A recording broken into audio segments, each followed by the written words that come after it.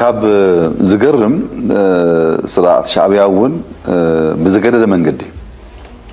ብልማዓት አያምንን በስግግር ስልጣን አያምንን በደቁውን አያምንን ህዝብ ኤርትራ ከም ዝፍለጥ ፈታው ስራሕን ፈጣር ስራሕን እዩ ግን ከምኡ ዘመሰለ መንግስት ክረክብ አይካለን ኩልና ከም ንፈልጦ ሻዕቢያ ስልጣን ከህዝከሎ ዳርጋ ልዕሊ 300 ፋብሪካታት ኣብ ኤርትራ ነይረን ሎሚ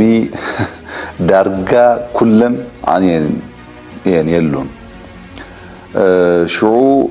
ሓንቲ ዩኒቨርሲቲ ነይራ አስመራ ዩኒቨርሲቲ ትበሃል ንሳውን ተአጽያ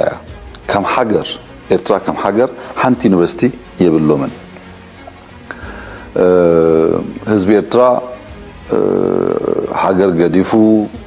ናብ ስደት ይመረሕሎ እዚ ፍሉጥዩ ዩጋንዳ ሱዳን ሳውዝ ሱዳን ኢትዮጵያ ኬንያ ኣብ ኩሉ ጎረቤታት ይሓደመሎ ሃገር ባዶ ተኸውነላ